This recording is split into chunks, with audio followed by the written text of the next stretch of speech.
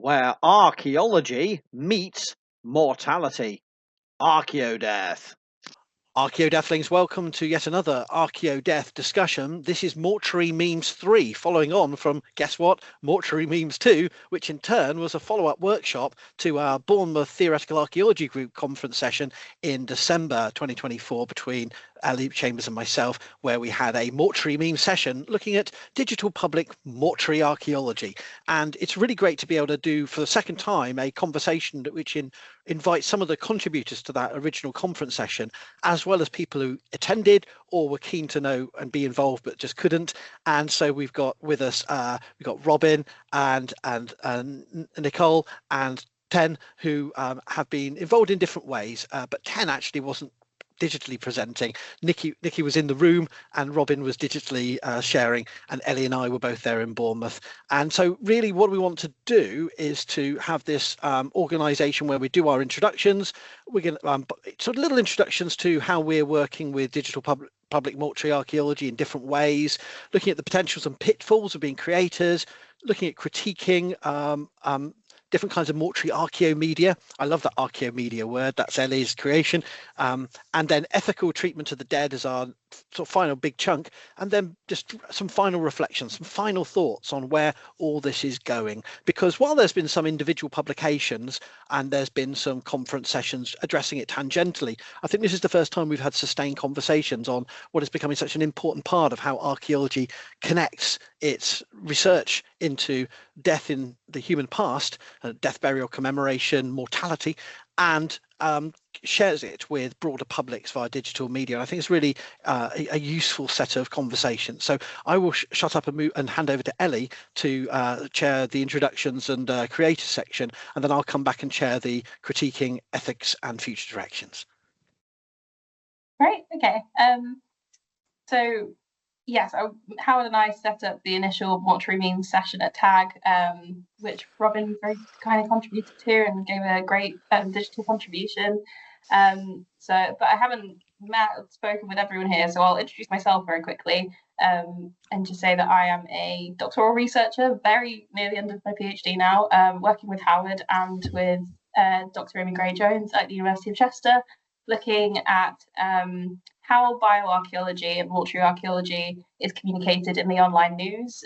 So how those intersections work between public archaeology and bioarchaeology. I, for TAG, presented on the ethics of the display of human remains in digital newspapers and the images of the dead, how they can be misappropriated, how there's a lack of context, and trying to think about the ethics between public engagement and kind of respect for the dead and the bioarchaeological ethics. But we'll move on and let Robyn introduce herself first. I'm just going to go around my screen. Sure. Okay, hello, I'm Robyn Lacy. I recently finished my PhD in historical archaeology at Memorial University of Newfoundland and Labrador, so I guess I can say doctor now, which is exciting. My research there, thank you. My research there looked at the development of 17th century burial landscapes in northeastern North America. I was looking at British, Dutch, and French settlements and sort of how they were establishing the settlement on a place that was, for them, completely empty, rather than having like hundreds of years of a settlement before them dictating where they were putting their burials. With what was available, but they were laying out the settlements at once for their first iteration, and how sort of nationalism and religious factors and landscape factors went into where they were able to establish their dead, sort of in the early 17th century advent of major colonialism in North America.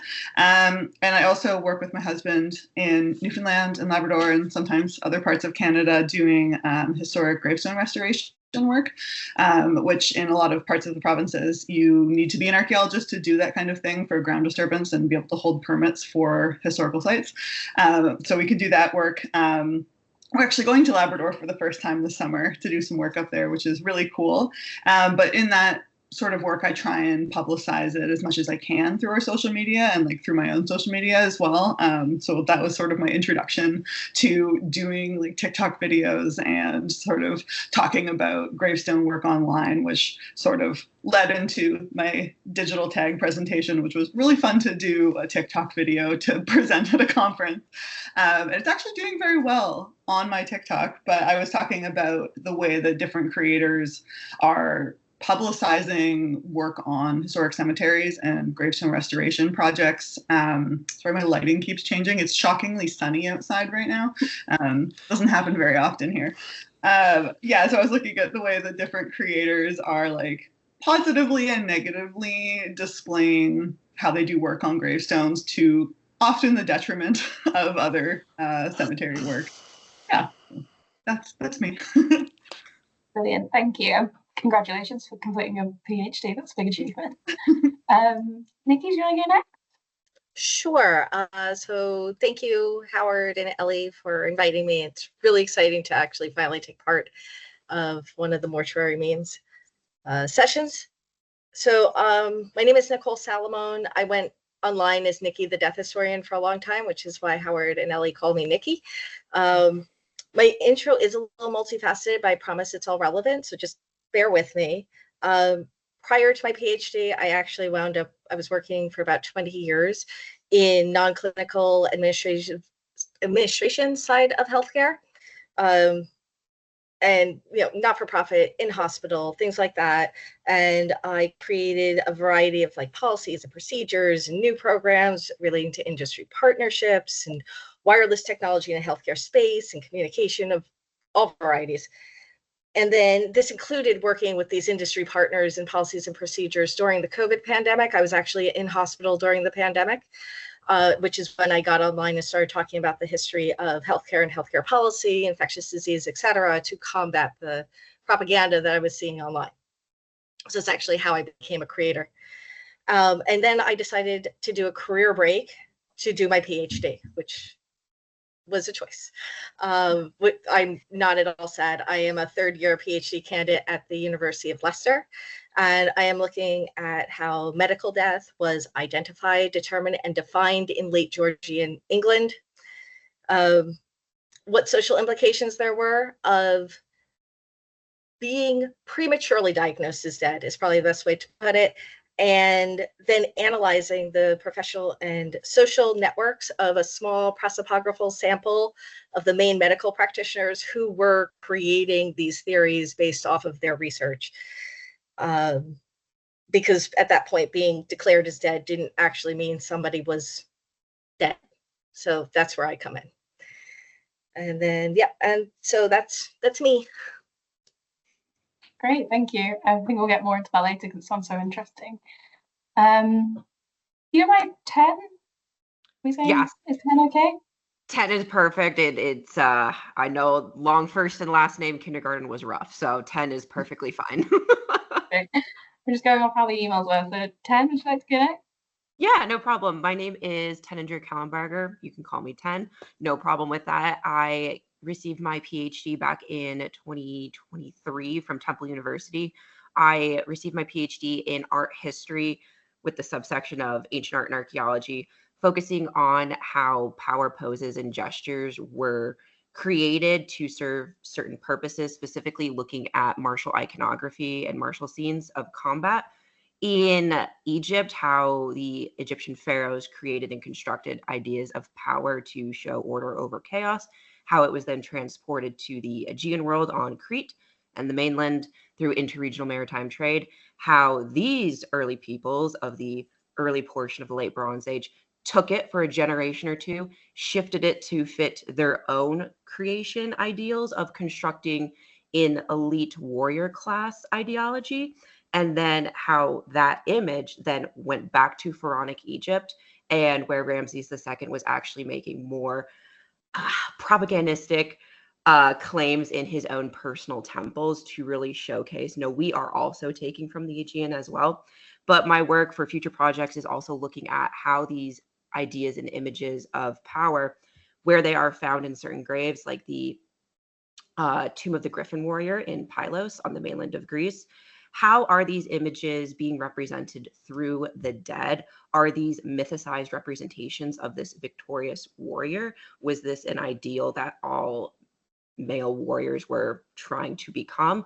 Or, was this, a representation of a mythicized oral tradition that was now being found in martial narrative scenes? So while I was finishing up my PhD and actually beginning it back in 2020 when COVID began, and I was unable to go to Greece to continue to look at these individual seals or signet rings or anything like that, accessibility became such a huge aspect for my project, not only for its completion, but how I can, start to advocate for more accessibility, how I can make learning more accessible to all, not only teaching at Temple University right now, but how I, as a creator, moved on to long form content on YouTube, started a podcast, and became a creator on Instagram and TikTok, trying to showcase to everybody age has no limit on when you can learn, when you can stop learning, anything like that. And archaeology is truly for anybody who has an interest in trying to bring the past back to life. So it's kind of my tale of how I ended up on TikTok. Wow, brilliant. Howard, I feel like you're probably well introduced already, but do you want to give a brief hello again, just for anyone that isn't aware of you? Who am I? Hi. Oh, yes, I'm Professor of Archaeology, and I use my Bournemouth Mortuary Memes conference paper to sort of do a reflection for the first time, actually, at a conference on particularly my TikTok, although I do WordPress, blogging and YouTube vlogging that's not particularly successful, long format archaeodeath interviews, which is where this will appear as well. But I've also been doing TikToks, and that has mixed responses, but some videos have been quite popular, and I reflected on the strengths, weaknesses, challenges, problems with that kind of digital public mortuary archaeology, of trying to go beyond the academy and sharing that information and perspectives. And that's what I did at Bournemouth, and looking forward to the discussion today. Amazing. Okay, so we're here to talk about mortuary memes, to talk about the dead online, and to be honest, you're all such interesting people. I just want to sit and listen to like a full hour each on your theses, but we can do that another time maybe. So we'll stick today to focusing on our thoughts on the public archaeology of death, and I think it's really interesting. I'm not a content creator. I've actually deleted all my social media so that I can actually get my PhD done, but I'm very interested to hear about all of the work that you're doing, and the different approaches that you have to content creation. I think that it's going to be really nice to hear your different kind of insights into that. And something that you said that was really interesting and that I think is really important was the idea of like lifelong learning and trying to engage with people at different age groups. And I wonder how you decide how much that comes into the content that you create, and whether that shapes the kind of format that you put it out in, because then, as you say, you use Instagram and TikTok and podcasts and have these various approaches, and whether you sort of tailor that to different audiences in any way. Yeah, so in the aspect of you're never too old to learn a new trick kind of aspect, is what I really noticed was there was so much of a desire from all generations across social media to learn more about ancient history, archaeology, insert whatever field really. And it does go into play, which is why I structured different social media aspects to different lengths to hopefully hit within any generation or any age group really. So whether that is a short 5 to 10 second video, whether that is up to a 90-second video for social media purposes, and then whether it's long form content visually for YouTube or more of an audio portion on podcasting, it allows people to dip a toe into the ancient world, if you will, through the lens of exploring archaeological news, updates, reports, and more. Or, going full send into, examining the prehistory of Venus figurines, or, the Titanic, or, any Puabi, anything like that. I think it's a great way to kind of offer a fork in the road for individuals to say, hey, if you want more, which is what I usually say at the end of the videos, like there's so many different aspects and avenues for you to follow suit to continue on your journey of education and learning. Great. So it's kind of giving enough information to inspire that idea, and then kind of trying to get people to exactly. For social media, in the realm of Instagram Reels or TikTok. It's more, I would say, similar to what you would ascribe an abstract to be. Enough of hitting the top points, but of course, if you want the full report, if you want the full ins and outs of who Leonard Woolley was and why he was digging in the Royal Cemetery of Ur, well, I got a whole podcast over here. So I think it's a great introduction for those who are looking for more. Great. And I know this is something that probably every content creator has to deal with at some point, but Nikki, you specifically identified misinformation and trying to correct misinformation as a reason to get involved with kind of being a public archaeologist or public historian, sorry. I wonder how that connects when you're addressing misinformation and the kind of limitations of being on social media and trying to, provide information to encourage more like research when someone potentially has already formed an idea that can be quite hard to change. It's a great question. Particularly, like you said, I'm a public historian. There's a lot of meeting people where they're at. So I engage with a lot of Hollywood generated perceptions. Most people look at my research and go, oh, Monty Python, I'm not dead yet. And I'm like, kind of, but I'm actually closer to Miracle Max in The Princess Bride, to the point that I tried to quote him and it got vetoed, but I tried. So there's a lot of engaging with fiction in order to gain the attention of people who are watching and then bring them into the historical space that way. And I've been doing that for a long time, even before I ever started becoming an online content creator, just doing talks to hobbyist historians, or I did talks for years and years to the steampunk community. And I always tied my research into what they already knew. And then that would, I found, garner further interest for people who were interested in learning. Or further critique for people who really wanted their perception of that historical, I don't know, the historical perception, their perception of it that Hollywood was putting in front of them to be true. So that was part of it too. Right. So it's trying to use pop culture as being a part of pop culture to try and kind of build those connections with people. Absolutely. And I know that's something that you've done a lot of work around, Howard. You're always reviewing films and TV shows and trying to find the archaeology in them.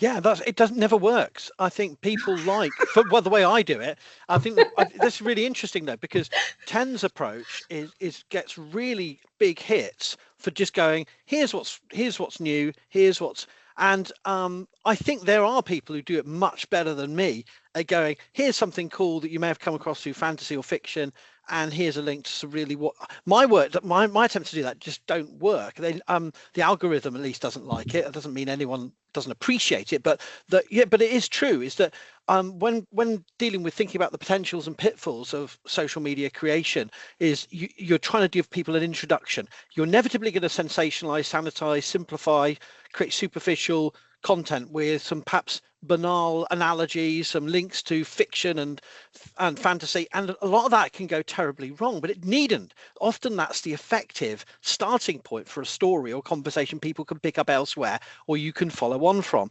So I often criticize that in others, and the hypocrisy is not as much hypocrisy as it perhaps it seems at first glance. Yes, I am hypocritical in the sense that I do the same thing, but I think the difference is when you can then provide them with the source material or the conversation or the academic debate. You can connect that introductory point up to some constructive debunking or challenging some safe ideas, and that I feel is it's messier than people think. It's not simply about going online and going, no, that's wrong. It was actually in the 13th century BCE, not the early 14th century BCE. Yes, you can do that, and that can be your mode of operation, and it's kind of sensorial and a bit boring. But the really good thing is when you can sometimes do that, but sometimes sort of go, okay, you may have heard this, and that's totally right, or you may have heard this and that's totally wrong, or you may have heard this and it's a bit more complicated, and here's some here's a journey we can go on. So yeah, I totally agree with both Ten and Nikki. It's great to be able to engage in fiction and then draw people in, but I'm just not very good at it. But I think from the other perspective, it's there's sometimes people just want the raw new discovery, the perspective, the new research idea, and that is enough for people. But I suppose different people want different starting points. I just don't feel I always get it right, and I think, oh, this would be really cool. There's something that's just happened in the news, or something that's just happened in a new TV show, blockbuster film is out. I can go, how you probably heard about this? Well, here's some real evidence, and everyone goes, yeah, whatever. And then you go, oh, right, okay. So it doesn't always work, but I think that's the spirit. It's nothing wrong with that simplification, sensationalization, connections to fantasy and fiction, as long as you take people in a responsible direction. Yeah, Nikki, did you have something to respond to that? Yes, I actually just wanted to add real quick. I wound up kind of being in between what Ten had said and what Howard's saying in my very first viral video, where I accidentally kind of trapped myself into archaeology completely on accident, I swear. So I had just learned about, it was after the fires at Notre Dame, and they had just found the coffins beneath them, which I thought were so cool. And of course, they didn't know who it was yet, and they hadn't set up the program or the process to figure it out, but they had released these news articles about it. I was like, oh, and I went online and I went on TikTok and I went, did you all hear about this cool thing? And like I said, it was my first viral video. It wasn't incredibly viral. I'm not like all of you who gets millions of views, but I did get over 100,000 and I like melted. I had no idea what was going on. But I did a lot. I answered questions. As I went, each answer got less and less and less views. Everybody was interested in knowing if I thought it was the man in the iron mask. That was the most like asked question. I know it was the most asked question. It was when I worked for a living, so I would see them, but I couldn't respond during the day. And when I didn't respond within hours, people were like, "She's hiding something. She's hiding." It was insane. It was the most surreal experience of my life, and so I answered those questions, but by the time they actually, the research had been done, they had answers. Answers had come out of Paris. This is who these people were. This is what we know. I made that video. It went nowhere. Like nobody saw it. By the time there were answers, the interest had waned. So I'm like I said, I see both sides of that and then like I said, my TikTok came down and I never put it back up because I was like, I don't need to do that again. I'm fine. Well, that's such an interesting point. It was something I was going to ask you about, Robyn. So in your abstract for your tag presentation, which are all available on the ArchaeoDeath blog, if anyone wants to see them and read them, you mentioned the kind of balancing between education and engagement and how you try and manage that in your social media presence.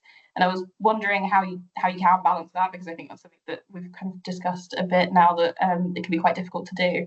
And also when to be reactive when it is a news story that's come out and everyone's going, what do you think about this? And when you can sort of take the time to plan more educational content for a topic that you think, oh, this needs to be addressed publicly, but there's nothing to kind of trigger it in this moment apart from the fact that I think it needs to be talked about.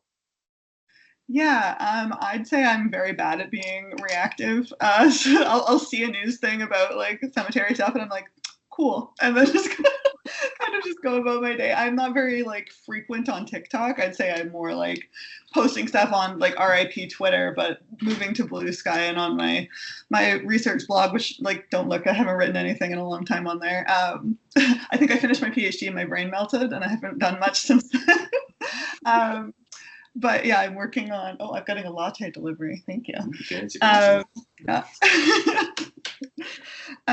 Yeah, so I like, when people tag me in things a lot of times, like with my video that became like my only video that I've gotten more than like a couple thousand views on, about the clean girl and her very interesting cleaning methods for gravestones and publicizing monument work that is not being approved of by the cemeteries or by the family members that she's cleaning on using a product that's causing damage. People were sending me that repeatedly, and I was like, if I don't probably say something about this just generally to everyone, I'm going to never see the end of this.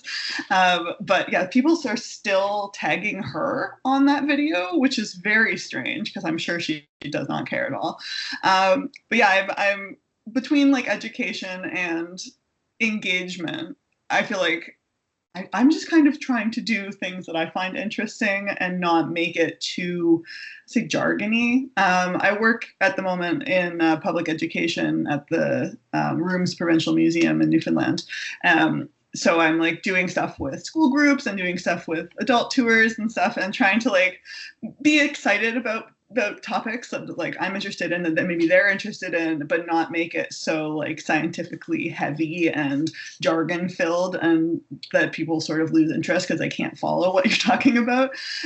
Trying to bring that to the videos I'm making as well, just so that like getting the enthusiasm without trying to wade through a scientific paper to get there. Yeah, and I think that's such an important point, that you kind of become this filter for the public, and you have to receive this information that you've had the training and experience to understand, and communicate it in such a way that is engaging and is educational and informative, but then also trying to refer people back to that original paper again to try and encourage them to look more into it. And I wonder how, because I've seen this happen with maybe some people that you would call pseudo-archaeologists or some creators that potentially are trying to become a filter with a very political lens and trying to kind of, not misinform people necessarily, but they can, create content that is trying to suggest a certain narrative about a paper or a scientific article.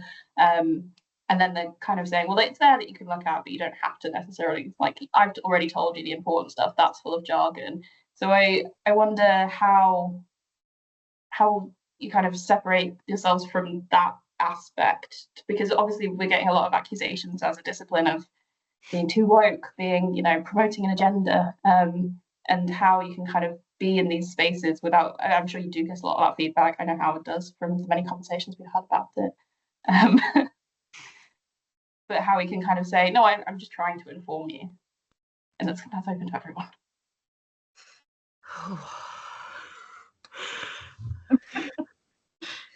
Silence. Where to begin? I'll jump in. I'll jump in. So for a fairly large part of the pandemic, most of my research online, the TikTok videos I was making had to do with countering misinformation about germ theory, countering misinformation about ivermectin, countering misinformation about quarantine. And that's the historical perspective was either that it didn't exist and they live, so why are we concerned now? And of course vaccines, which, sorry, that just looped in my head and I realized it might not do that with everybody else. So I told the story of Mary Wortley Montagu in the 1750s, and then led it up to Jenner in the early 1800s, and then led it into the 1850s. But by 1805, there was already an anti-vax society in London. So I talked about that, and I showed their propaganda, and I showed that it said that if you take this, the cowpox inoculation, that it will turn you into a part cow. And with everything that was going on in the States at the time, I was like, see it? Do you see the similarity? so that was how I tied it together. And I didn't have a whole lot of people saying that I was woke, because I was literally tying the historical with the now. And I didn't make up either of these. This is what exists, and this is what you're telling me. Do you see it? So I just sort of like fed it back to them in small 1 minute to 3 minute videos, because TikTok only did very short form back then. But with quarantine, it's harder because everybody that was in my comment section thought that quarantines meant that everybody is shut in their house and nobody was allowed out for any reason at any time. But that was never the case. Historically, it was, at least for my periods that can go back to the 1400s in England, it was never the case.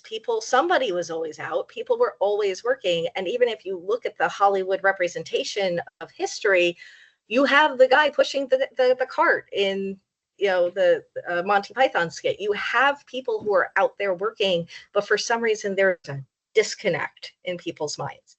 So it's not that, like, I have since learned in some parts of the US, quarantines did not happen. I didn't know that until very recently, but for most parts, quarantines did.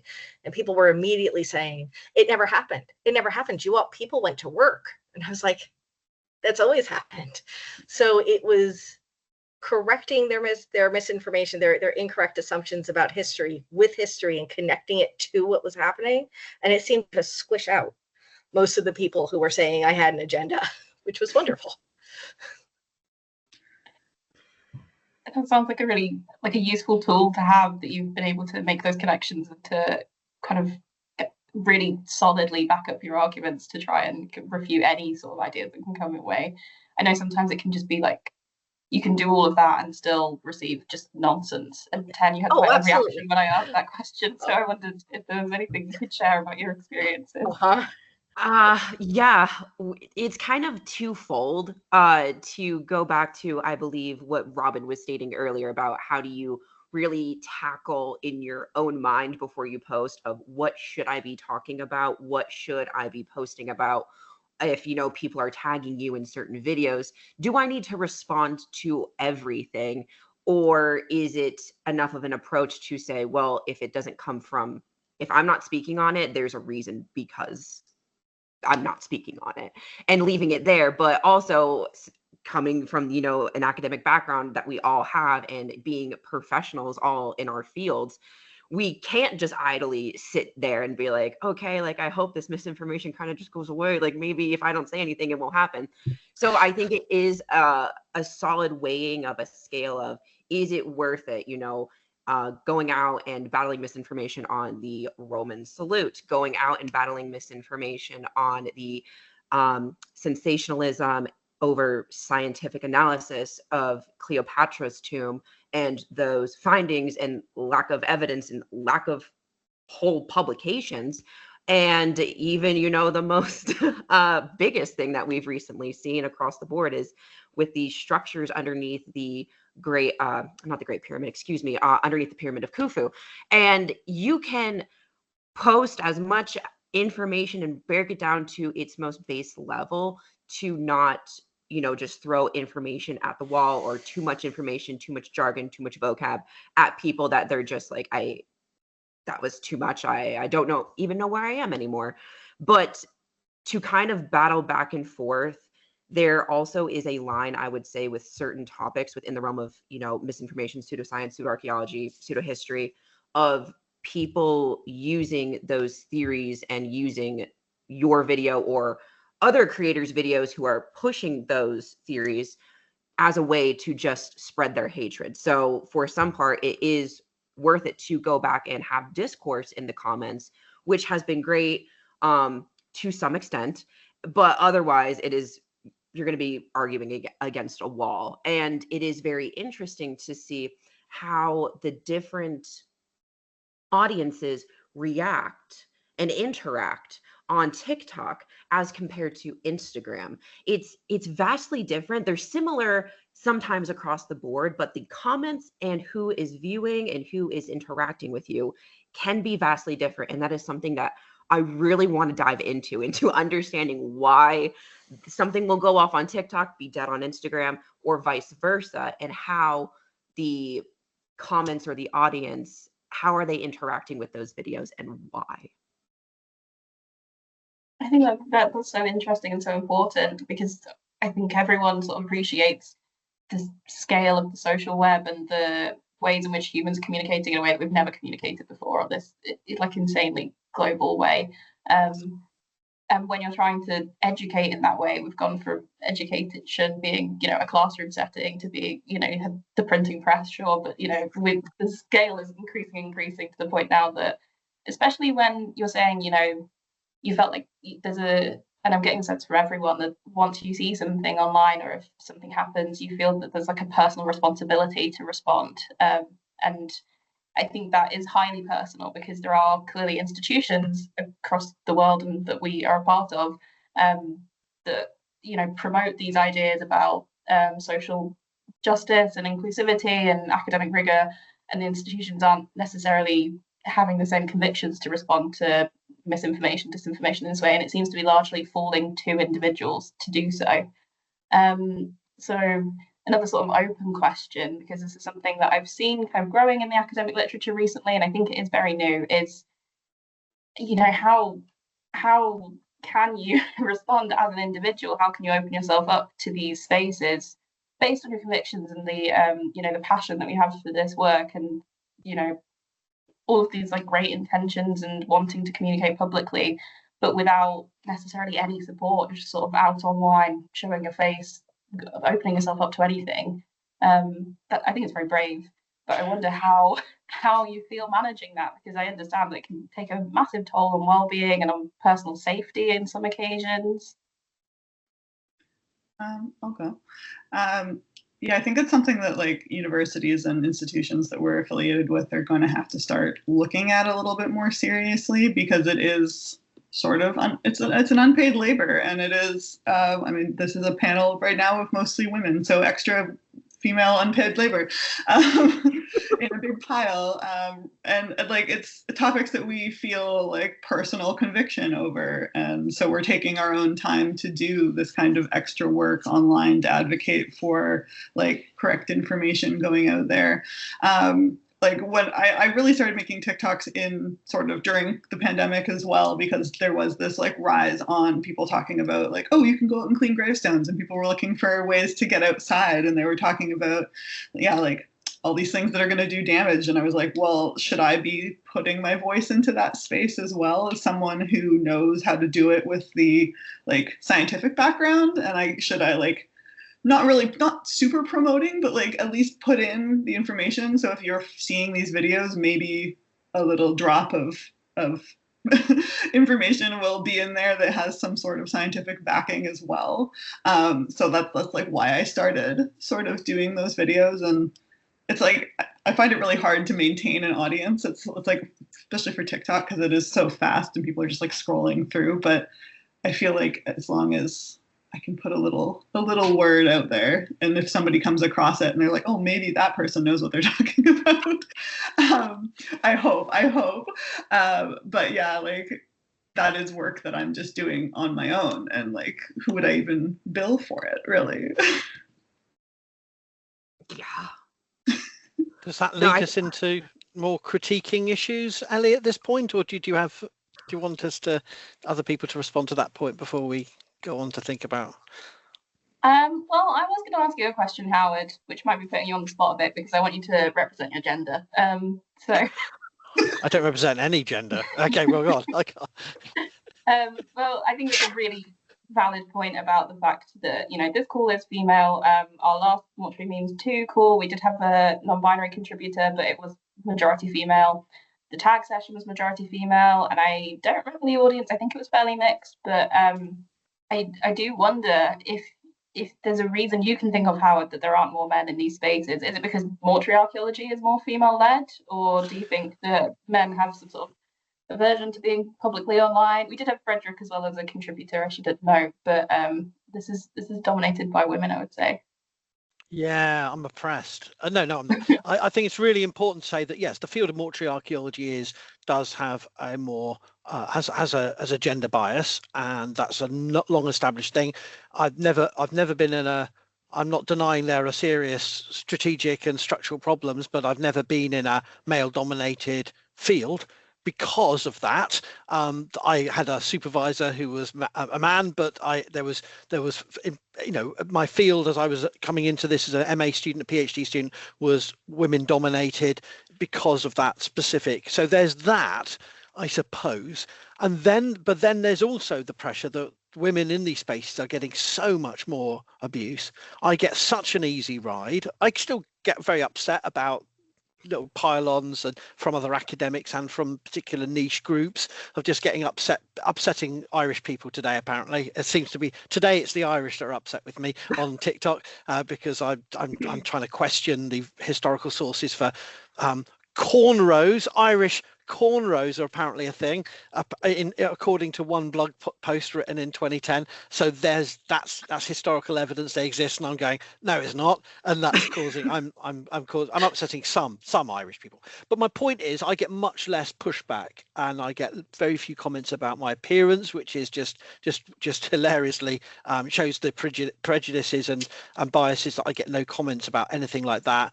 About anything to do with my behavior online is so much easier. And so, yeah, there's a huge amount of misogyny. There's a huge amount of bigotry of all manner of different intersections being directed at women online. And so I think that if any women are online at all at this point is a miracle, to be absolutely. And from what I see, just from what little I see, and I don't see a lot of it because a lot of it is being blocked and pushed back before everyone else gets to see it. So all I can say is it's a credit to the dedication and the long-term women-focused nature of this subdiscipline. And I'll shut up. No, thank you. That's very insightful, and you can go back to speaking for yourself now. But I think, yeah, men are a blight, including male academics online, and me too. In some cases, I sometimes incidentally put my foot in it massively, because you're in a space where you're enthusiastic, you've got your narrow niche, and you don't always see the knock-on implications of what you say. So yes, I have been, and I don't say fairly, but I have been accused of dumping on women academics online, or criticizing, because I feel I should be challenging, presenting my own perspectives on things. But there's ways of doing it, and I think sometimes there is a long tradition of men not doing it in a very effective or constructive way, or facilitating, not necessarily abusing women academics themselves, but creating a climate where they're not believed, they're not respected, they're not taken seriously. So male academics are part of the problem, and a massive part of the problem of the broader male behaviors online and in real spaces. So I think that is another additional point we do have to recognize. I think that's and pretty work important. towards doing something about. Now, I haven't actually had those conversations with men online actually at all, but I do my little humblest to do my best. I think that's a really important point, and we do have time at the end to talk about what we need to do next, what is the future, so maybe we can come back to it there. But I will hand over to you now, Howard, and we can move into the critiquing section. Well, this does link in, doesn't it? Because one of the many perhaps positive and negative traits of men online is we're more likely to we want to get into more arguments, and so while there are more women in academia online, there are some big sort of silverbacks who do with hats and beards who will go, no, you're talking crap, and I'm talking about ArchaeWolf, who I love a lot actually, so I'm picking on him in a positive way because he's very good. But my point is, it's more easy for men to do that more locking horns, combative style. Correct me if you think that's an unfair characterization, and so it does make me wonder about how do we constructively challenge both people inside the field and outside the field about misinformation. How do we critique this? Because whether we like it or not, stuff is online, AI generated, enthusiast in a cellar or in a cafe doing, eating a burrito whilst telling you of their perspective on prehistory or whatever it may be, or an ice cream with sprinkles or whatever it may be. This stuff is out there, right? So the question is, how do we enter that space? And there's between two poles, there's here's the information I'm giving, let's hope people hear it, which I think Robyn and Ten both do, and Nikki as well. You both have done that type of stuff, and I do as well. And then there's no, you're damn wrong, and here's 5 reasons why everything you said is crap, type approach, which I would like to suggest none of you go down that route. But I have to confess, once every week or two I do slip into that mode. So I suppose that's the kind of question, is how do we constructively, what are the things we need to do better at to critique our and others' online spaces, and how do we get rid of some of the bad practice, perhaps? I mean, is there ever a justification for just going, you're wrong? How do you feel about all of that sort of mess of how do we combat and critique our behaviors, our collective, content? Well, I would say that's a great way to get engagement, because if you start with you're wrong, even if you do a stitch and the first thing you go is, well, that's wrong, it doesn't matter if at the end your next statement is, no, I'm just kidding. It doesn't matter. You will immediately get that engagement. Yeah. People want to hear what you have to say because you're being contrary. So I think there's a space for it, but like you're saying, Howard, you have to be very careful about how you curate and manage it, because these are our professional personas that we're putting online. We don't want a maybe future employer or somebody else to look at that and go, they're contrary, they're difficult to deal with, when really we're just trying to make a point in a moment in an online space for a 3-minute video that we're going to forget about in 2 months. So I see both sides. Yeah, I think it's really, really hard, especially because you want to get your point out there. You want to get that engagement within like the first millisecond. If it's not flashy, grabby, sensationalized, pizzazz, the razzle dazzle, if you will, boom, next video. And I think the years that TikTok has been around has really curated a whole generation of instant gratification, Amazon Prime of TikTok, if you will. And if they are not getting that instant hit of serotonin, boom, could be the greatest thing ever. Could be, a Nobel Peace Prize winner speaking. It could be, somebody playing with Play-Doh. It doesn't matter at the end of the day if they're not interested. Next video. And I think it is hard because you want to keep it. And I absolutely agree. What if a future employer sees this? Is it contrarian? And could you defend why you had to use that hook line to attract more individuals to your point at the end of the day? And I feel as a female professor and just a female content creator, even the most recent pyramid nonsense that I was trying to battle, if you raise your tone, it always comes back to tone for us. If you raise your tone ever so differently, or have acrylic nails, or, do makeup or do anything, it will come back to that. And it unfortunately can open the door for so many, not only horrible comments for threatening whatever, but, the aspect of doxing. And I think it does go back to Robyn's point of our universities and university affiliations need to do more to protect professors, adjuncts, students, grad students, all of that kind of stuff who have personas online if they are, doing it in the name of X university. I've talked to my chair about this and said, hey, I've got, some unaliving threats. I've gotten some of these threats. I've gotten this, I've gotten that. And it is very interesting to see those who are nowhere on social media and have really not understood, oh, this could be a problem in the future. And, being a teacher, being a professional, having students who may see you online and use that as a way to harass you even more or lead to other not great incidents. That's a really good point. Any other reflections on this? Because you are all putting yourselves in you're putting yourself in a very vulnerable position where it doesn't matter what you're saying, you're going to be attacked because you've got a title, or you've got a gender, or an age, or a composition of features that features or personality traits that people are going to. And if you're angry, anger can attract interest, but it could also lead to it being just about the thing you're angry, the fact you're angry rather than the topic. And tone policing is a massive feature, and it's never fairly applied or in due, but sometimes so I don't know, I sometimes do it's all a performance. That's the thing, is that I sometimes perform I'm angry, sometimes I am actually angry, sometimes people are saying I'm angry when I'm not. I'm just thinking hard about things. I just, with students, I've got to be very careful, because apparently I'm concentrate. If I'm too interested, apparently I look angry. So students go, oh, I'll stop talking now, you look really upset. And I thought it was a really good point. I was just thinking about the implications of the implications of the implications, and how I'm going to frame a question to answer you. And they go, oh, right, okay.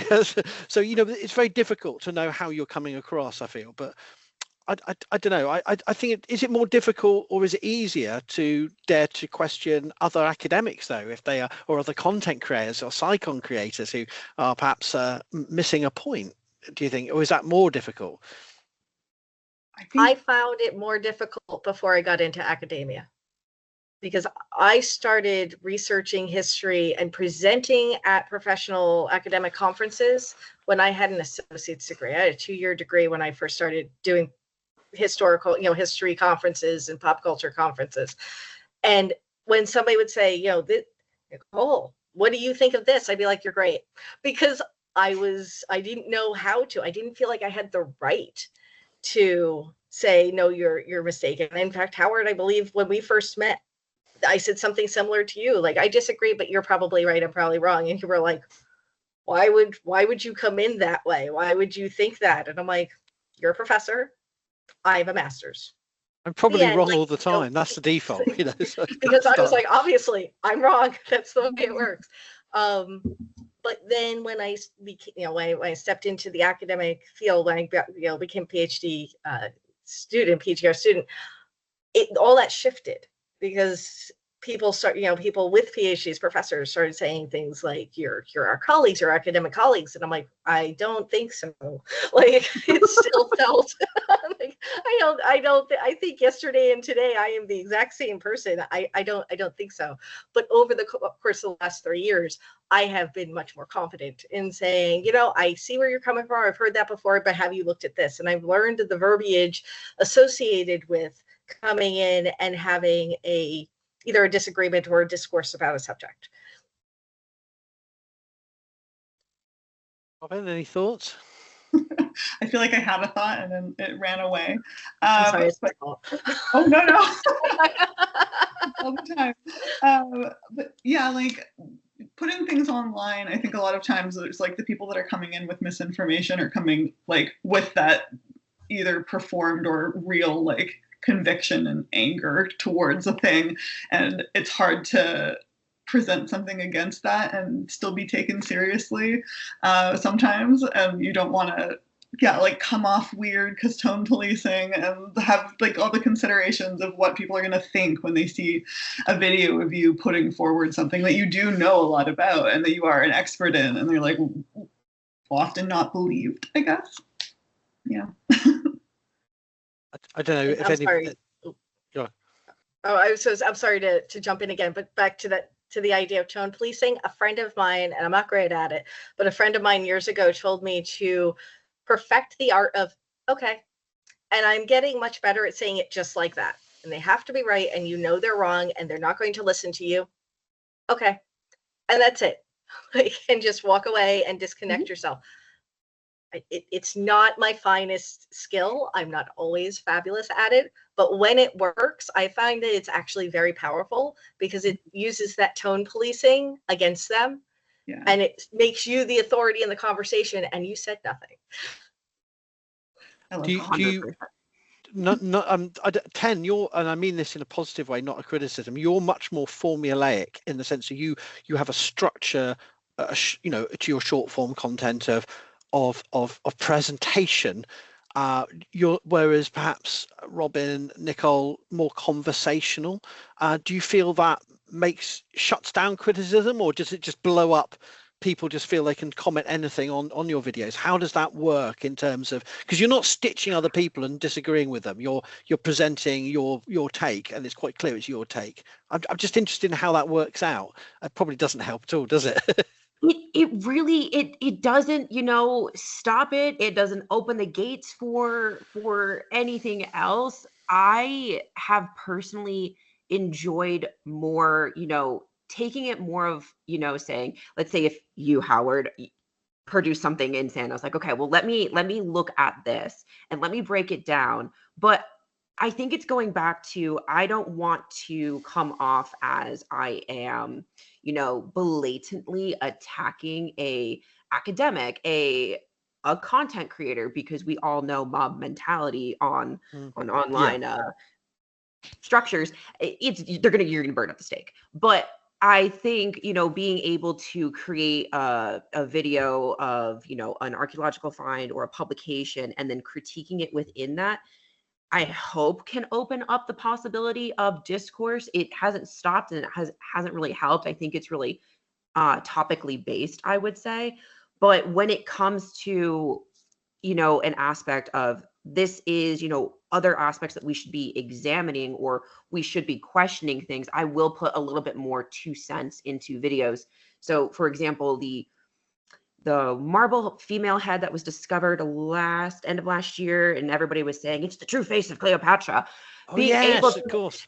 Being able to go over all of the news outlets, break it down, and then add in my own, Dr. 10 tip about how people should also be viewing content, how people should be using articles, news outlets, all of this kind of stuff to break down the author, break down where it's coming from. What evidence are they using in order to have more of a conversation? So whether it's, more formulaic in the approach of I'm just presenting the evidence, I am trying to add more of an approach of, okay, well, what should we be questioning? Because it seems that more people are wanting not only the information, but I don't know if it's the social media age or not, where people seem to almost want the next jump on somebody else, of going back to the original source creator and saying, you're wrong, you're wrong. It seems to be that, which is why I feel like so many people will tag one or many of us into different creators, video comments to say, well, I want ArchaeoDeath's take on this, or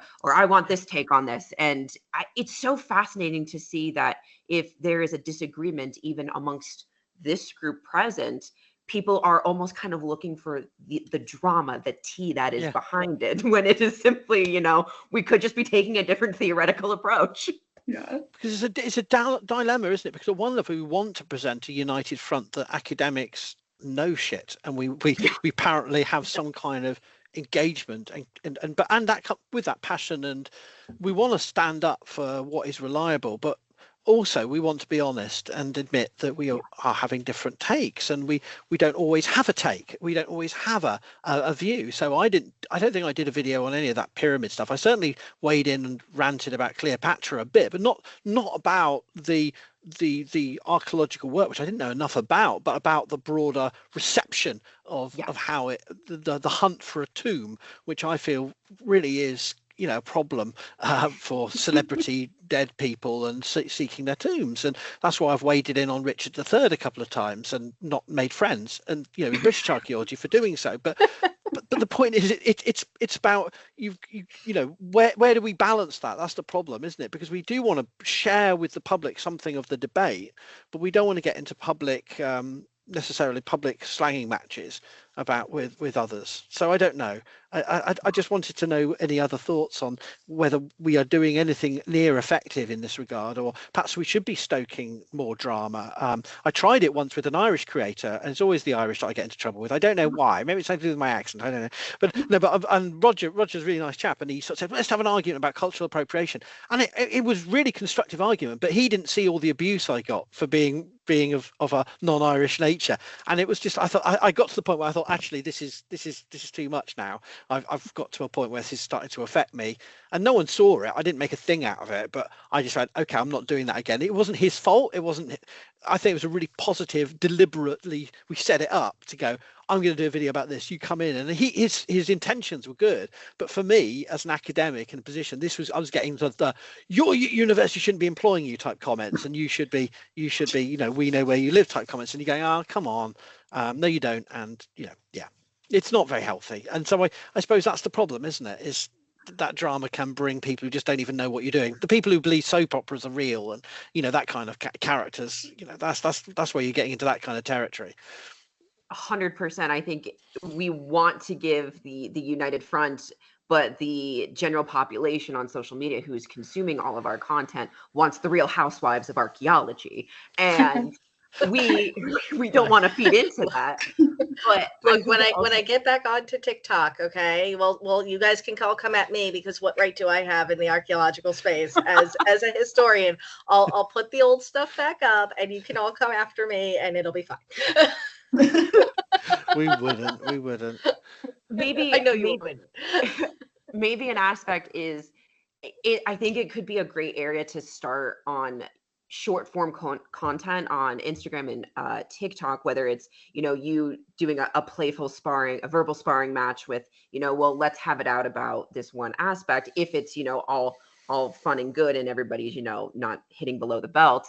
But I also think that it encourages more long form content in pushing more of the general population who's watching all of this happening, wanting the drama and everything, to the long form content where we as professionals can speak for a lot longer time period, more than 5, 10, 90 seconds, and really showcase your authority, how much you do know, and how professional you really are. Because I think anybody on social media can give off the persona of, I'm a professional, I know what I'm talking about, and only cover 15 seconds of something. But I think getting more people out to long form content, or having them, have conversations about what their points are, I think can really show how much of a gap there really is. If I may move on to our next question area, I'd like to know about your perspectives on a related topic, which is less about how we behave as academics and how other creators behave online and what we can do about that, to the actual treatment of the dead and the ethics around the, and particularly with Robyn here and Nicole here, I'd like to include human remains, but particularly, just flag that I would love to hear more about, landscape cemeteries, churchyards and memorials and the treatment of those, which is ethical too. How you wash or conserve a tombstone is an ethical issue. And so I'd like to sort of move into that area. We dealt with sale of human remains last time a lot, but we can touch on that. But I just wanted to sort of give that steer that I want to hear about the memorial and landscapes as well, and sites of heritage tourism sites that are being battered by thousands upon thousands of tourists, and how we have a responsibility when we're visiting these sites. How do we share that content? So I'd love to hear about all those ethical things to do with monuments, places, as well as the dead, and hear from you each in turn, and what you think are the most important considerations for creating online content in terms of the ethics. Where to go? 10 maybe first for that one, because I know you've been to Egypt of late. Doing lots of on-site content. You didn't rip open any tombs. I didn't see you with doing any suspicious digging with John Rhys Davis in tow and Harrison Ford. No, I didn't take the Book of the Dead in one hand and a pickaxe in the other this time, unfortunately. But I think it's really interesting to create content in tombs, or at least video everything. And coming from more art historical and archaeological background myself, specifically within the Valley of the Kings, I'll use that as an example. I want to capture the details that are on the walls. So whether that is the garments that are being depicted, the hieroglyphics, the paints, the color preservation, let's talk about that.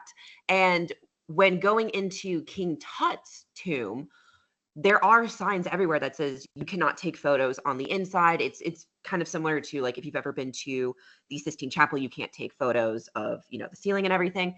But King Tut's remains are, if you go in and you see basically the opening of the mouth ceremony and the massive stone sarcophagus, if you turn to the left, his body is encased under glass right there. And everybody in their mother is just taking pictures, uploading videos, uploading this. And while I may or may have not taken photos, I don't feel comfortable personally ever releasing those, because I think King Tut's remains, unless there are, documentaries, of course, where the permits are taken and done a proper way, I don't think they should just be taken right there. I think that there should be, more humane treatment or more information even at museums with the Fayum mummy portraits. And we are actually seeing the mummy portrait on top of the mummified remains underneath. I want to see more information given and context given, because I think the context is missing, which is why so many people are rushing to showcase something and not understanding it. Or even at Pompeii or Herculaneum, being there and being at these sites where you are walking through all of the plaster cast molds from the individuals who perished there, and people online will make fun of them. Oh, can you imagine, this guy was wanking off at the final moments and not understanding how the body is acting and reacting in aspects of trauma and aspects of final moments in volcanic eruptions, or, even Herculaneum, for example. I did enjoy how the park today, the human remains are clay representations of the bones. It is not actually skeletal remains that are there. The archaeologists have put representations of it, which is an interesting aspect of, should we be putting kind of fake remains for people to see out there as well? That was something I really noticed, and my husband also noticed as well, of why are we, like, should we be doing this? It's an interesting conversation to have. Thank you, Robyn. Yeah. Sure. Sorry. I was having a conversation with my coworker at the rooms yesterday about like ossuary sites, and he was talking about one in the Czech Republic, I believe, a chapel that the bones had been made into the decoration, and he was expressing that he didn't think that people should be taking photos in there or like viewing it because of like all of the debates about displays of human remains. And I was sort of saying, like, ossuary sites are, like, when you understand the context, a place where bones are put to be viewed and to be visited on purpose. So I feel like that's much different than someone's remains taken from an indigenous burial site, like without their permission, and being put in a museum on the other side of the world. And I think, like, yeah, the context gets lost in a lot of things like that, but it's something that we should definitely be showing more online. And with the Herculaneum bodies that you just said as well, the replicas of them, there was an article recently about a museum in Australia that had created like a Pompeii experience exhibition. And I like, maybe we should talk about this on TikTok. But they had made copies of the molds of the remains from Pompeii, and they were displaying those, and people were saying whether or not, like, is that an ethical thing to do, to make copies of people's body shapes in their last moments for tourism reasons, which it felt very icky reading it was very strange, but definitely something we should be talking about, I think. We should be, one thing we can do, even if it's not simply that's not okay, we can at least be raising these questions for our audiences so that they're part of that ethical conversation. Absolutely. Nicole, would you like to weigh in on this? So I have two different perspectives right now. So there's the one where I recently was in Bruges, and I went to the cemetery of the skull. The whole reason I went to Bruges, amazing piece of what I consider memorial remembrance art. But on the side, they had a lapidarium, which I'd never found before. So what I'd say late Victorian, like 1880s to maybe 1930s, what the people who had been buried at the cemetery were doing, the popular way of remembrance was to actually have a picture of the person, a black and white picture, obviously printed onto a piece of stone, and the stone affixed to the tombstone.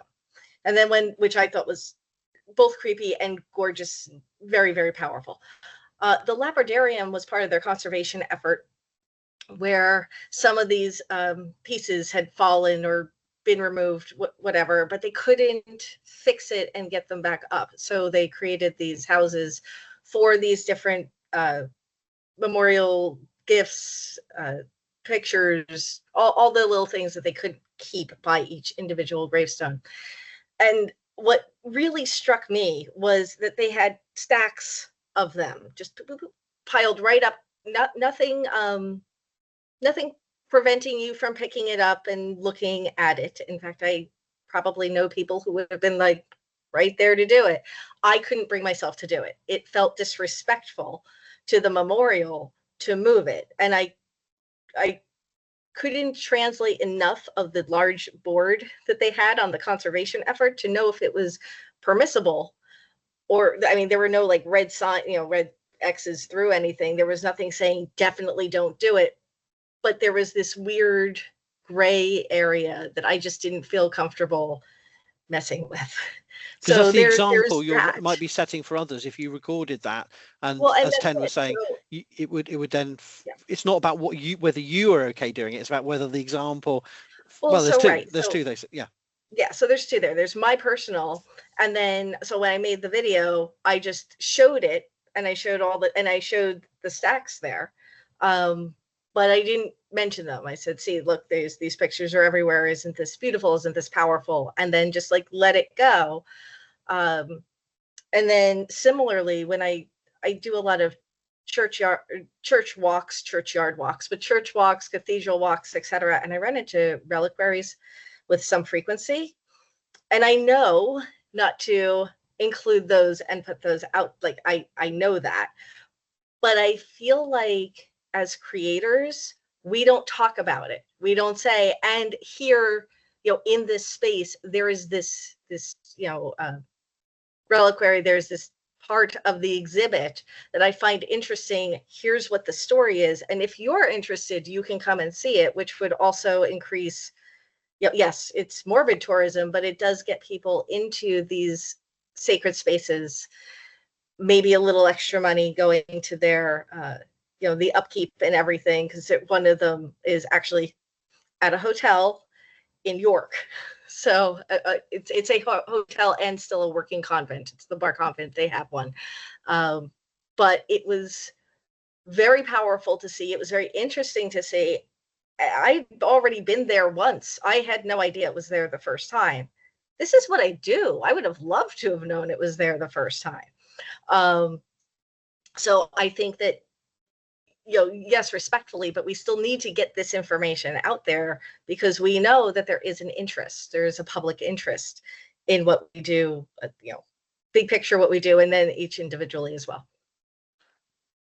But I mean, I'd like to go back to Ellie really here, because I really feel that sometimes a blanket self-censoring can be counterproductive and miss real opportunities. And yet equally, there are obviously occasions where we can't find in any ethical guidelines about any of this social media stuff. There's nothing out there about what we should be doing. We're actually at the cutting edge, where every time Robyn goes to a churchyard and what she doesn't video, or Nikki likewise to a cemetery, or Ten to a tomb, we're on the edge of, there's so many things that could go wrong, and we'd have to think about. I don't know what your thoughts are on this, Ellie, about whether we're perhaps worrying too much or we're not thinking through enough. Well, no, I think when you're right, when it's something that you're kind of having to develop on your own, then you just have to trial and error sometimes. And I think the point that you were making about sort of curating what you do and don't show, Nicole, was really interesting, because I think that that's completely lacking from the online news that I study. Because I am an audience member, I guess I'm a consumer of this for my thesis, and I, for context, basically sat down for a year and just read news articles about bioarchaeology. And by the end, I just saw skulls everywhere. I would shut my eyes to see skulls, and it was constant, because it was just overwhelming, the number of images of human remains I was seeing. And that's because those news articles were being created by archaeologists who were providing the images, but not necessarily by people who have had any of these thoughts, or who have thought about how they should be communicating their research and the appropriateness of the images that they're sharing.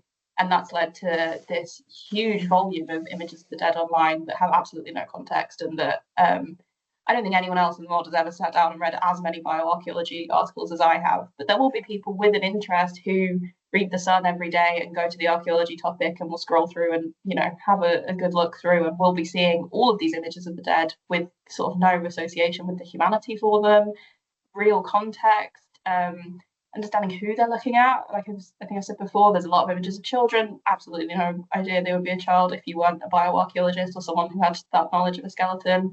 And so I think that the approaches that you're suggesting about what you can choose and what you shouldn't be choosing is a really hard thing to decide on. And I think that for me, because of the sort of complete barrage of images that I saw so far, my sort of recommendations or thoughts around it has just been to reduce that volume, because that's the first step. We need to think about why we're sharing images, what images we need to be sharing, and the number of images that are being put out there, because it's just inappropriate at the moment. But I think the points that we've made have also made me think about, when I was looking at an article, if I saw an image of a tombstone or an image of a landscape or, a mortuary monument, I was relieved, because I was like, okay, that's not an image of human remains. That's better. That's good. That's a good image. But now, actually, is that a good image? I don't know, because, why has that been chosen to be included? It's not just better because the comparison is a lot more problematic. And I think that there's a lot more reflection that needs to be done across the discipline. And I think, again, the point that you're living in these public spaces and you're thinking about how you can engage publicly, and it represents you. It's a reflection on yourselves because you're putting your name to it and you are the individuals promoting it. But you can only do so much as individuals. This is a disciplinary issue that needs a sort of disciplinary approach and a disciplinary conversation. And yeah, the guidelines that we've looked at, you know, you've got the BAO in the UK and CIFA, places like that. They just kind of go, don't be disrespectful, don't share images of the dead for personal use. And then you go, well, what's a personal use? Like, Yeah. Can you qualify that in any way? No, okay. And see, this is where yeah. Sorry, this is where I don't feel I'm aligned at all with the discipline. And there's vast differences between North America, where we're dealing with First Nations, Indigenous people, and the blanket removal of photography from academic publications. I fully understand the historical context in which that's happened. And yet I feel that creates a weird disjunction with the rest of the world, which, not that anyone's saying this in Britain, or hopefully very few, but we are still accidentally creating this image that, oh, it's still okay, it's playtime in Britain. Brits just don't care. We're not confronting our colonial past, our imperial legacy. We can just go on. It's just there's no repercussions, there's no consequences, no responsibility. It's fun. Let's just juggle the skulls, guys, you know. And I'm not saying, and that's a crude contrast, and so I feel myself being sort of sometimes going, when I get occasionally criticized by North Americans for not being in line with the language and the approach of North American archaeologists. I totally respect that, but I also feel, and this is a bit unfair, but saying, well, it's a bit hypocritical to be so performative within academic spaces, or we're not going to show this image. And I've had to be at conferences where North American archaeologists said, and now I would be showing you this image, but out of respect, I'm not. Like, well, just don't do it then. Just don't do it. But then equally, I'm looking back at the British system and the European system, where it does look like there's no conversations happening. And I know that neither perspective is fair, but I'm just trying to there is still a stark Atlantic divide here, and I'm not sure I know what to do about it really. But being online, I feel you're pissing off people left, right, and centre, and sometimes you have to go, yeah, okay, I did that wrong. Let's just take that down, that video. I've only done that a couple of times though, but most of the time it's and let's do a follow-up conversation about why this was problematic. And but I don't know what you guys feel about this, and whether it's just me being British and weird, or well, it is, but. I was going to say, like, that was one of my points I had, that there is quite a difference in how human remain images are treated between North American archaeology and European and British archaeology. And I think for North America, it's because I think the conversation started with Indigenous people being like, these are our ancestors and we don't want them on display. We don't want you to look at them. This has come from years of you people stealing all of our ancestors' remains, and we want some reparations for that and to have it stop.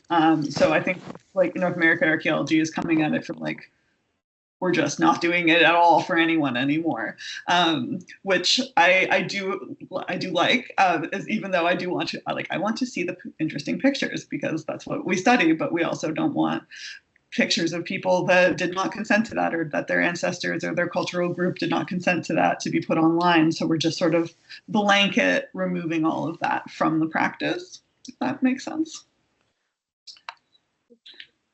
Any other thoughts?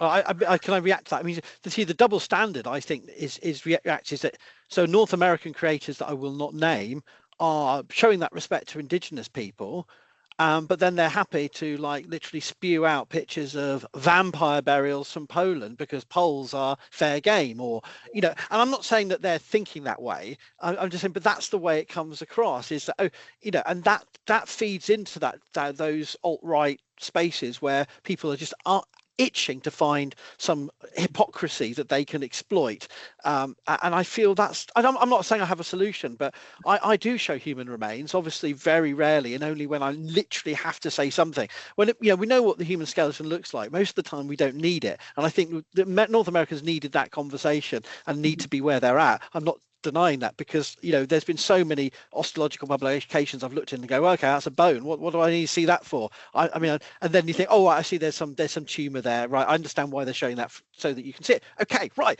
But some of them I've gone, hang on, and I've been a referee doing this for years, going, did we really need to see that androcoplastic dwarf skeleton because we know what they look like, or was there something was this a freak show in scientific format because you've got some bones that look different, so you want to go, oh? And I've long worried about this. I'm just trying to say, I don't think we've got it right, but we need to be having these conversations online with people, because many of our audiences are medical experts, they are legal experts, they've got their own perspectives they can bring. They're not just an amorphous, uneducated audience. I've learned a lot from talking to people online about these issues. I'm not really sure where it's taken me, but I think it really can be helpful. Mm-hmm. Can I ask if you've ever been discussing human remains or mortuary archaeology and chosen not to show an image? Do you get responses saying where's the skeleton? Why can't I see it? Has anyone ever asked that or prompted it? Oh, 10 says yes.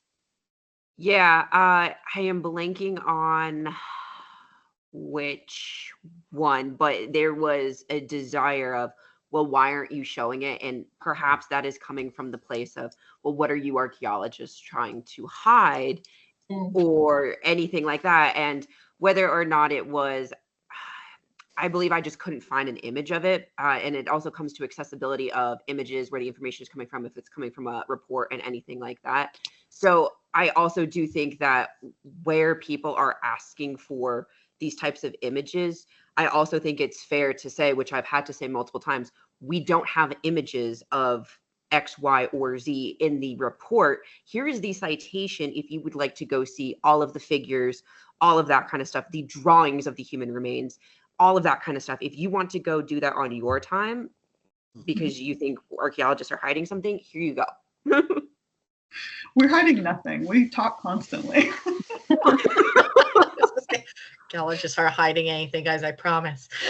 But that that does bring back the horrible reality that in vast areas of our subject area, we used to think perhaps we're cozy and that people will trust the science and trust our approaches.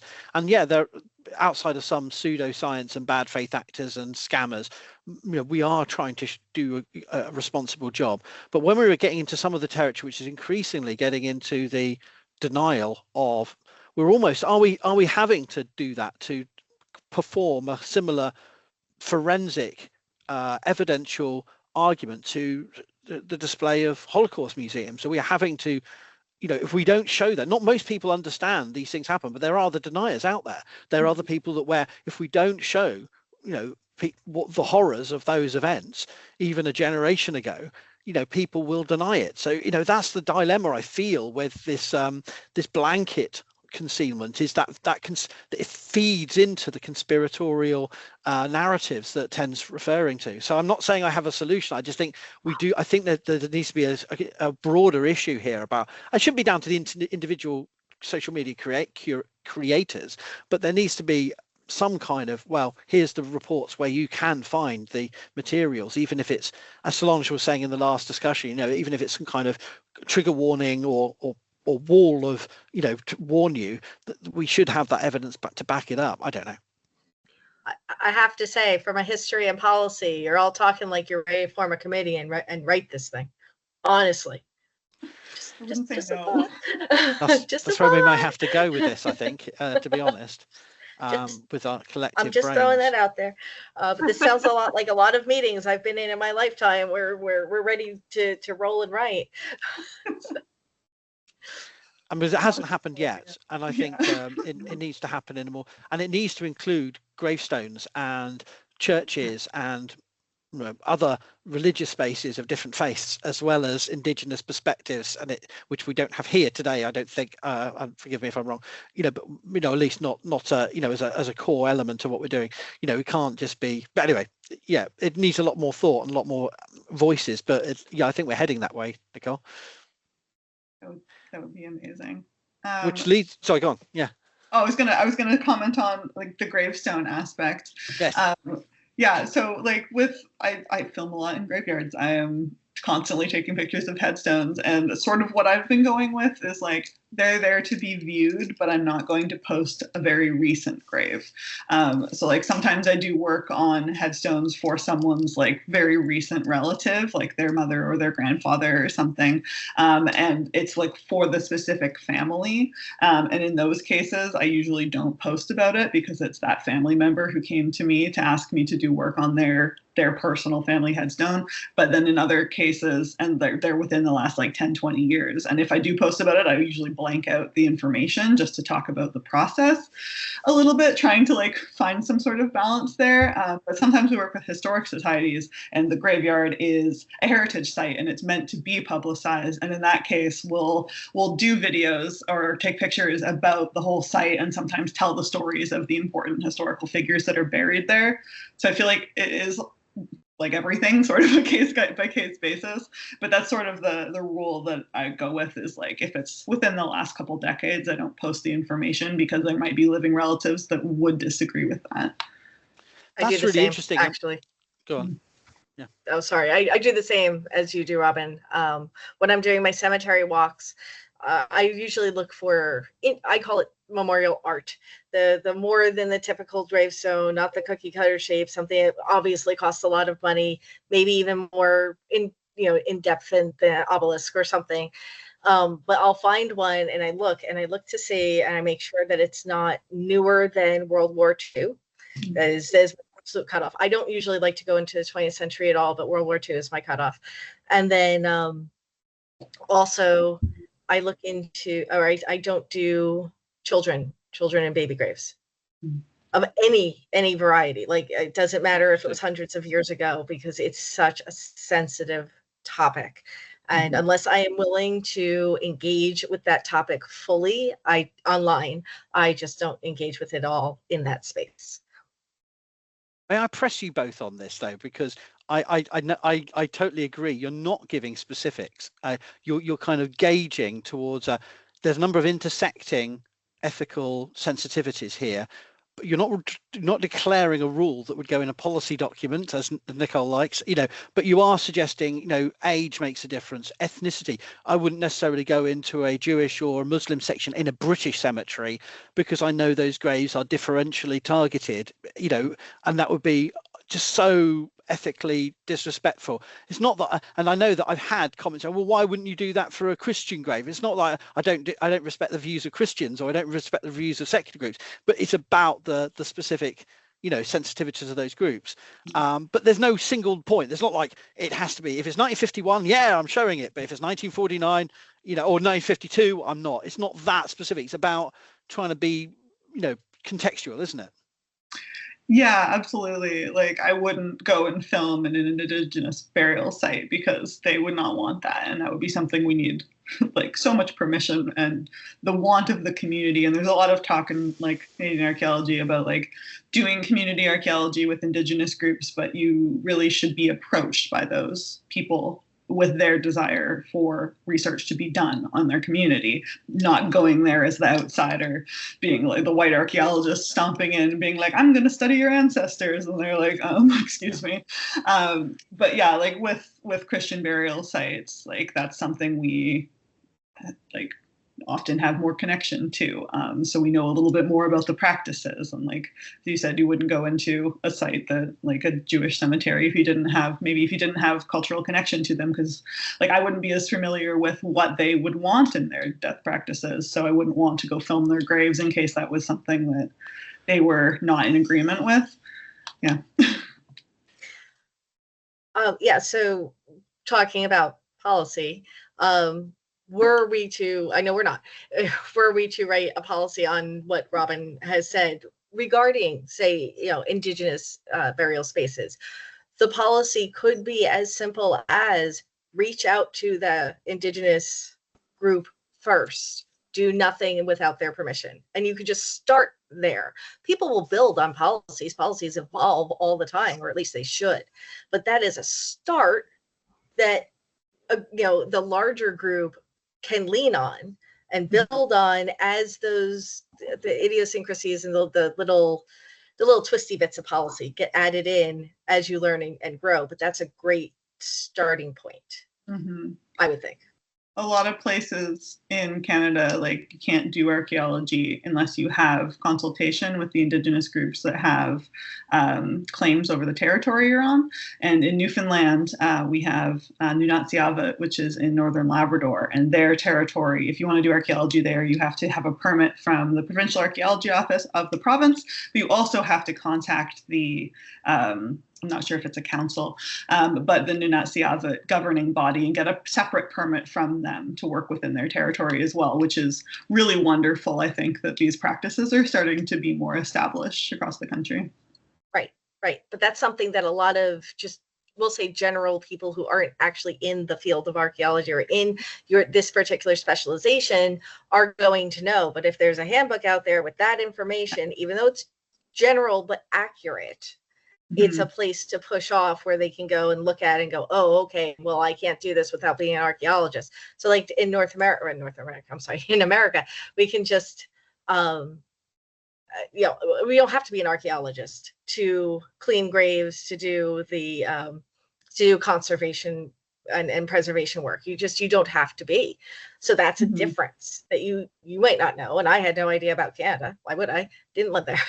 but it's important. And though it's all those little things, I would almost say this should be a website more, almost, I don't want to say a living, breathing website, but something that can be updated. Where are you? What are you looking to do? And then grow from there. Absolutely. So if we're going to move on to future directions or future practices, obviously it's not a new thing for archaeologists to operate in online spaces or to deal with human remains, whether it's in a lab, in a teaching space, in a university, a museum, a heritage site, or in terms of news discoveries.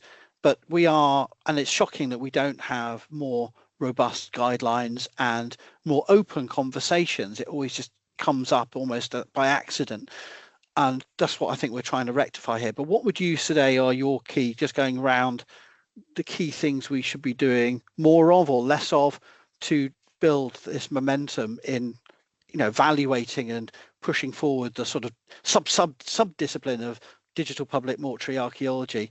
Who should I start with on random? Let's go with Nicole, please. As a non-archaeologist by self-identification, you are one of them, a historian. I am one of them. I am not an archologist.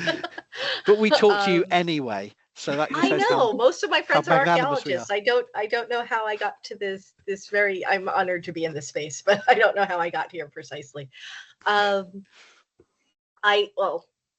said I like policy. I've mentioned I like policy. I wish that there were better policies out there to guide the creators. But honestly, the part that I've grown and learned so much from in this digital creator space has been creating our communities and curating our communities within the space, because I have engaged with and met so many people that I would never have met who study this. I had no idea that there were so many people in the world, online and not online, that were interested in my case, in the history of death. I had no concept of it until I got online, that what I was doing had more like relevant value than just there's historical value and there's value that you can pull through.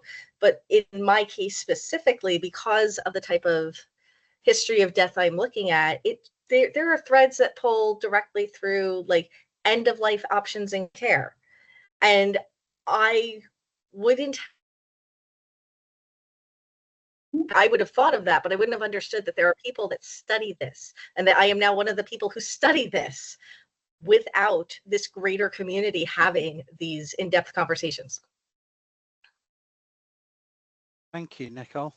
Should we go to Robyn? Yeah. For just like things that we should be thinking about when we're working online, yeah, definitely having more conversations about like regionally what to do when looking at human remains and that sort of thing, but also probably more discussions about how like institutions can support this kind of work, because it does sort of feel like an afterthought and something that everyone's doing on their own time in a lot of cases. I'm on a board for a heritage group, and yeah, there's just having conversations about, I think a lot of people have just noticed that organization even has a TikTok, and what do we do with it, and what do they even like what's on there already, and that should have been something that we had established long before it even got open. So I think it's something that like Heritage Sphere understands that we need this kind of outreach to engage with the general public as like individuals and as institutions, but in a lot of cases it's still a little bit behind, and I don't think people have like considered what they want their voice to be and sort of how to curate that. Thank you, Robyn. How about let's go to Ellie next? So I think this discussion has been so interesting to hear from people that, like I say, do this day in, day out. You want to be publicly online. You've got this emotional connection and this drive to do it to support the public. But a lot of my research has been looking at much more individual instances of public engagement where someone's done a piece of research and then they want to promote it. And basically, I'm looking at archaeological ego. We're looking at people that, you know, want to get their research out there to get attention. Without naming any names, broadly speaking, across British bioarchaeology. So for me, I think that, you know, finding ways to support creators like all of you who do this constantly and who are, you know, struggling in some ways and are doing it out of unpaid labor, like you say, but also finding ways to try and embed the principles that you're applying across the discipline, and to make bioarchaeologists realize that when we are conducting public engagement, it has to be meaningful, and we can't, just because it's a one-off or this isn't something that people are familiar with or necessarily comfortable with, that doesn't give it an excuse to not be ethically grounded and, you know, appropriate and contextualized. So I think we can learn a lot of lessons across the discipline from people like yourselves who are working really hard at this all the time. That's my critique. Thank you, Ellie. And Ten? Yeah, I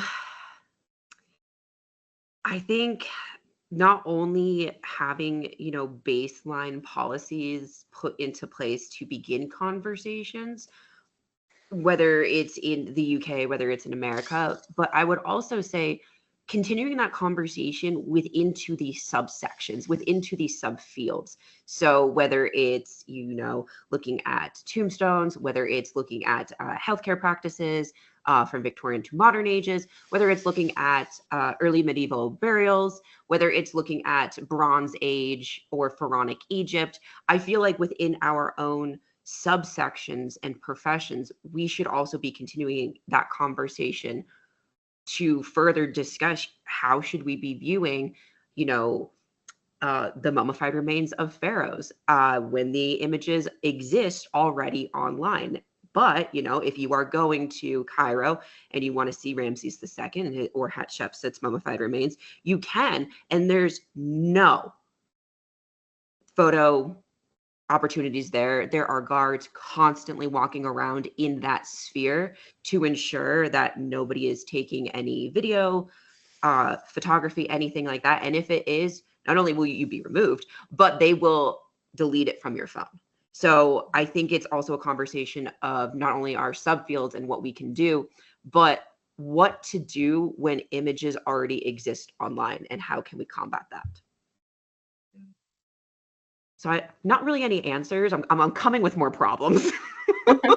It makes so much difference, as you say, between whether you're working in, you know, I don't know, the American Southwest in Arizona, or, you know, Chile, or Aboriginal Australian communities, or, you know, ancient Egypt, or, you know, a British, you know, part of a British museum context or something.